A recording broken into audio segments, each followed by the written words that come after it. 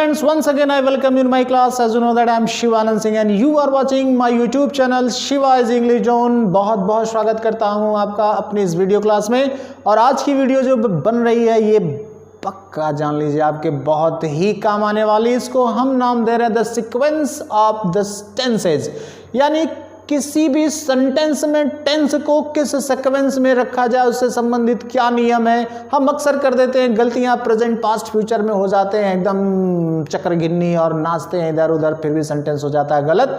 अब नहीं होगा ऐसा कुछ, क्योंकि मैं लेके आया हूं आज की वीडियो है कुछ खास। मिलते हैं अभी बस थोड़ी देर में।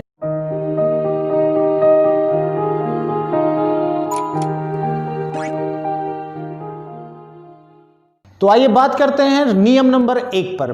तो नियम नंबर 1 कहता है कि जब भी किसी भी सेंटेंस में प्रिंसिपल क्लॉज पास्ट टेंस में होगी तो उसकी ऑर्डिनेट क्लॉज भी पास्ट में ही रखनी पड़ेगी। ये पहली शर्त और पहला नियम है।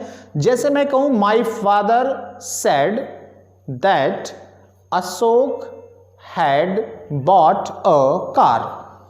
My father sad, sad verb को अगर ऑब्जर्व करें तो पास्ट इंडिफिनिट में है। और उधर दूसरी जो क्लॉज है Ashok had bought a car, had के साथ थर्ड फॉर्म, ये पास्ट का परफेक्ट है। दोनों क्लॉजेज पास्ट टेंस में है, यानी ये जो प्रिंसिपल क्लॉज है वो भी पास्ट में अगर मिलती है तो आपको जो उस पर बेस्ड क्लॉसेज यानी आश्रित उपवाक्य हैं उनको भी पास्ट में रखना पड़ता है। ये नियम नंबर 1 कहता है। फिर से रिपीट कर रहा हूं कि अगर आपकी प्रिंसिपल क्लॉज पास्ट टेंस में है तो उस पर बेस्ड जो क्लॉज होगी उसको भी आपको पास्ट में रखना पड़ेगा।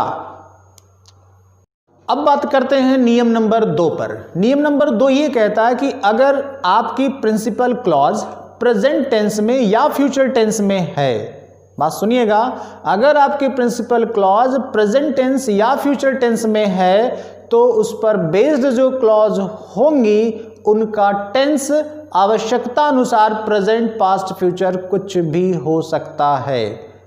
जैसे माई फादर सेज, याद रखिएगा, माई father says that Ashok has bot a car, ये भी हो सकता है। या ऐसे भी लिख सकते हैं my father says that Ashok will have bought a car. या ऐसा भी हो सकता है my father says that Ashok had bought a car.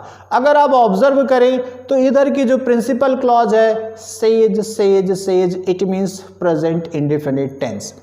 जब आपकी प्रिंसिपल क्लॉज प्रेजेंट या फ्यूचर में होगी तो आपकी जो दूसरी क्लॉज यानी डिपेंडेंट क्लॉज है उसको आप किसी भी टेंस में रख सकते हैं। यह है नियम नंबर 2। फिर से रिपीट कर रहा हूं कि अगर आपकी प्रिंसिपल क्लॉज फ्यूचर या प्रेजेंट टेंस में है तो आपकी जो डिपेंडेंट क्लॉजेज हैं उनको किसी भी टेंस में जरूरत के हिसाब से आप लिख सकते हैं।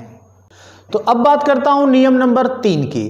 ये नियम नंबर 3 कहता है कि अगर आपकी प्रिंसिपल क्लॉज पास्ट टेंस में है, ये नियम नंबर 1 से मिलेगा, थोड़ा गौर करिएगा, यही कंफ्यूजन होती है बच्चे लोग, आप यही परेशान होंगे। अगर आपकी प्रिंसिपल क्लॉज पास्ट टेंस में है और आपकी डिपेंडेंट क्लॉज मान लीजिए किसी टेंस में है, फ्यूचर में है या प्रेजेंट में है या पास्ट में है, लेकिन उसमें जो सूचना दी गई, जो स्टेटमेंट कही गई है, अगर वो स्टेटमेंट यूनिवर्सल ट्रुथ हुई, हैबिचुअल ट्रुथ हुई, हिस्टोरिकल ट्रुथ हुई, आइटम्स एंड फ्रेजेस हुए या प्रोवर्ब्स हुई, तब उस डिपेंडेंट क्लॉज का टेंस आप नहीं बदलोगे, उसको एज इट इज रखा जाता है। जैसे एक सेंटेंस में बोलूं माई फादर सैड, शेड यानी ये पास्ट इंडेफिनिट है। My father said that the sun rises in the east, the sun rises in the east. अब ऑब्जर्व करिएगा यहाँ पास्ट आया हुआ है और उधर प्रेजेंट दिख रहा है। ये सेंटेंस करेक्ट है। क्यों है? क्योंकि जो स्टेटमेंट है डिपेंडेंट क्लॉज में वो कह रही है यूनिवर्सल ट्रुथ, यानी सूर्य पूरब में उगता है, ये सदा सच रहने वाली बात है। आप इसमें कोई भी गलती नहीं निकाल सकते।